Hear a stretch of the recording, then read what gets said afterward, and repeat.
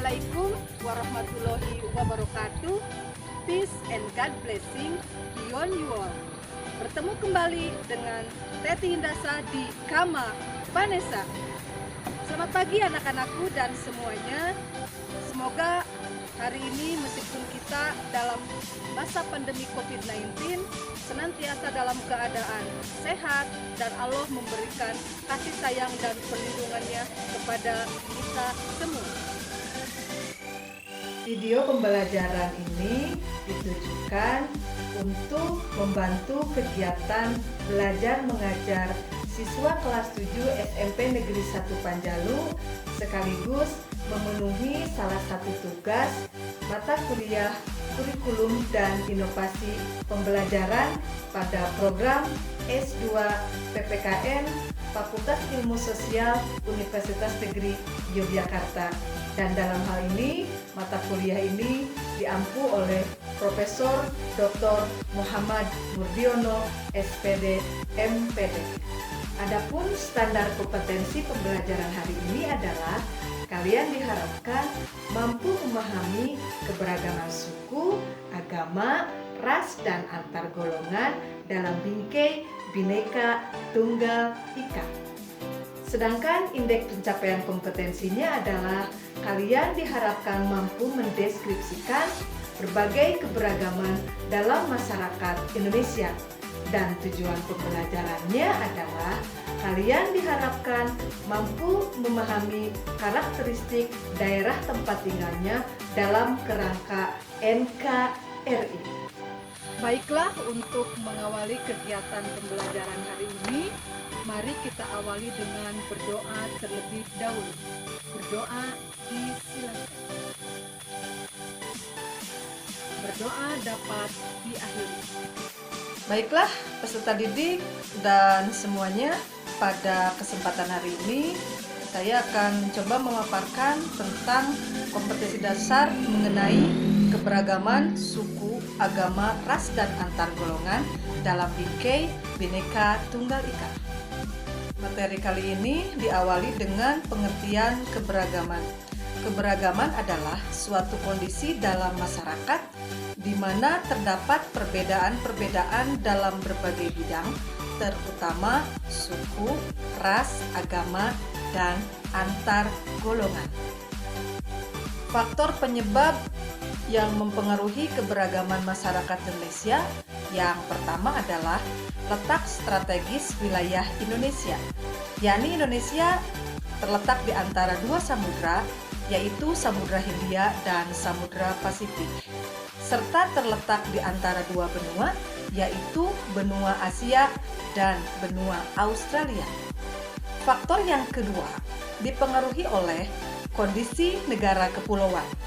Setiap masyarakat di kepulauan masing-masing mengembangkan budaya mereka.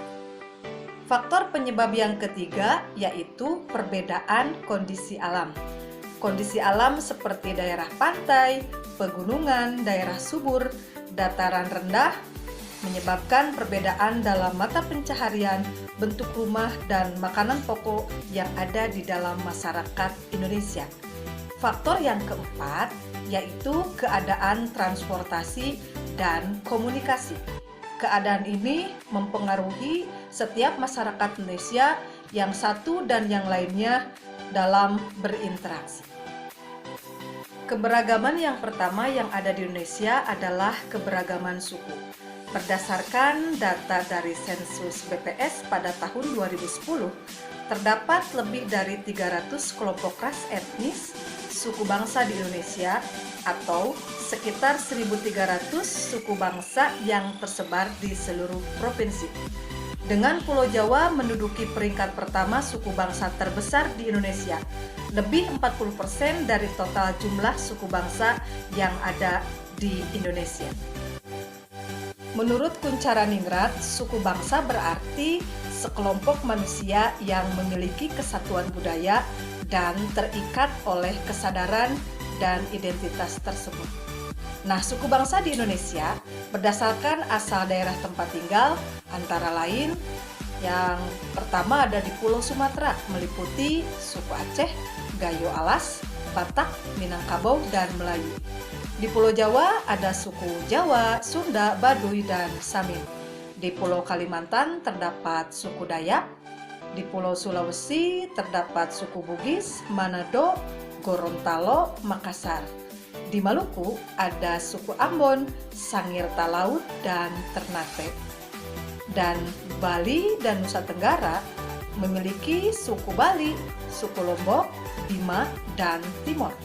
Sedangkan di wilayah paling timur, yakni di Papua, terdapat suku Asmat dan Dani.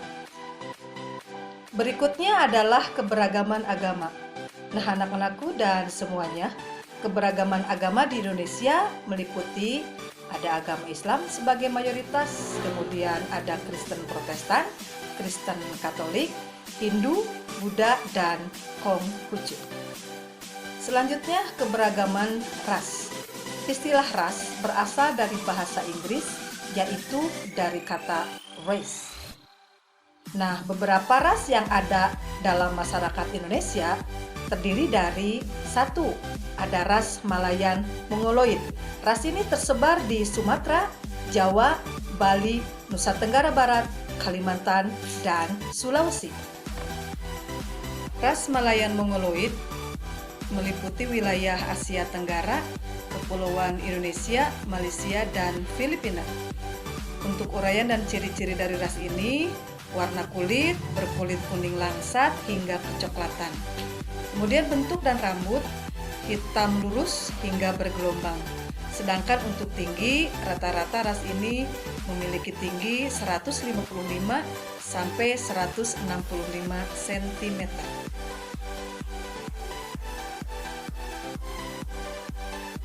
Ras yang kedua adalah ras Melanesoid. Ras ini ada di Papua, Maluku, dan Nusa Tenggara Timur. Jika di dunia, ras ini identik dengan ras Negroid. Kalau di dunia, wilayahnya meliputi benua Afrika di sebelah selatan Gurun Sahara. Keturunan ras Negroid juga mendiami Amerika Utara, Amerika Selatan, Eropa, serta Timur Tengah. Uraian dan ciri-ciri dari ras Negroid: warna kulit berkulit hitam, bentuk mukanya berahang besar, sedangkan untuk bentuk dan warna rambut hitam dan keriting. Untuk tinggi badan rata-rata tingginya lebih dari 170 cm.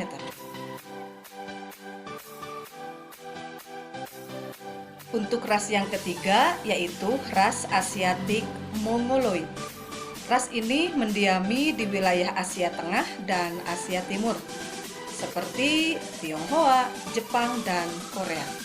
Nah, untuk uraian dan ciri-ciri dari ras ini, warna kulit berkulit kuning, sedangkan bentuk muka dan mata, bentuk muka oval dan bermata sipit. Untuk tinggi badan, rata-rata tinggi mereka 155 sampai 165 cm. Ras yang keempat yaitu ras Kaukasoid, berada di wilayah India, Timur Tengah, dan Australia. Uraian dan ciri-ciri dari ras Kaukasoid: warna kulit berkulit putih dan sedikit kuning, warna rambut kuning dan coklat. Kemudian untuk bentuk muka dan mata, bentuk mukanya hati dan warna mata berwarna biru. Untuk tinggi, rata-rata mereka memiliki tinggi 165 sampai 180 cm. Untuk keberagaman yang terakhir yang ada di dalam masyarakat Indonesia adalah keberagaman antar golongan. Struktur masyarakat Indonesia ditandai dengan dua ciri, yakni secara horizontal dan vertikal. Secara horizontal, perbedaan suku bangsa, agama, adat istiadat, dan kedaerahan. Sedangkan secara vertikal terdiri dari adanya lapisan atas, lapisan menengah, dan lapisan bawah yang ada di dalam masyarakat Indonesia. Struktur masyarakat Indonesia secara vertikal ditandai dengan adanya stratifikasi sosial. Nah, stratifikasi sosial yang ada di dalam masyarakat Indonesia terdiri dari golongan atas, yakni orang-orang kaya, ada pengusaha dan penguasa. Kemudian untuk golongan yang kedua adalah golongan menengah, terdiri dari pegawai kantor, petani, pemilik lahan, dan pedagang. Dan golongan yang ketiga dikenal dengan sebutan golongan bawah, yakni ada buruh. Sebagai refleksi dari kegiatan pembelajaran hari ini, kiranya kalian dapat menjawab pertanyaan dari ini. Yang pertama, apakah manfaat yang diperoleh oleh kalian setelah kalian mempelajari keberagaman suku, agama, ras, dan antar golongan dalam bingkai Bhinneka Tunggal Ika? Kedua, apa sikap yang bisa kalian kembangkan terkait keberagaman itu? Nah, anak-anakku dan semuanya, dari keseluruhan pembelajaran hari ini tentang keberagaman suku, agama, ras, dan antar golongan dalam bingkai Bhinneka Tunggal Ika, Ibu tutup dengan sebuah quotes dari The Founding Fathers Muhammad Hatta yang menyatakan bahwa jatuh bangunnya negara ini sangat tergantung dari bangsa ini sendiri. Semakin pudar persatuan dan kepedulian, Indonesia hanyalah sekedar nama dan gambar seuntaian pulau di peta. Dan apabila dikaitkan dengan keyakinan kita sebagai orang iman, bahwa Allah pun dalam Quran surat Al-Hujurat ayat 13 berfirman, "Wahai manusia, sungguh kami telah menciptakan kamu dari seorang laki-laki dan perempuan. Kemudian kami jadikan kamu berbangsa-bangsa dan bersuku-suku yang tujuannya adalah supaya kalian saling kenal mengenal." Nah, anak-anakku dan semuanya, hikmah dari pembelajaran kita hari ini, meskipun kita memiliki banyak perbedaan, keberagaman dalam kehidupan manusia, akan tetapi kita harus menjadikan sebuah perbedaan yang ada sebagai kekuatan bagi kita untuk bersatu. Masih dalam semangat peringatan Hari Sumpah Pemuda yang ke-93, saya secara pribadi mengajak kepada kalian dan semuanya, kiranya perbedaan atau keberagaman yang ada di dalam bangsa Indonesia menjadi sebuah kekuatan untuk bersatu, yakni mari ciptakan negara Indonesia jaya. Terima kasih atas perhatiannya. Bertemu lagi di lain kesempatan. Wassalamualaikum warahmatullahi wabarakatuh. Hai pemuda-pemudi Indonesia, berapa jumlahmu? Kami ada 1. Kami ada 1. 1. 1. 1. 1.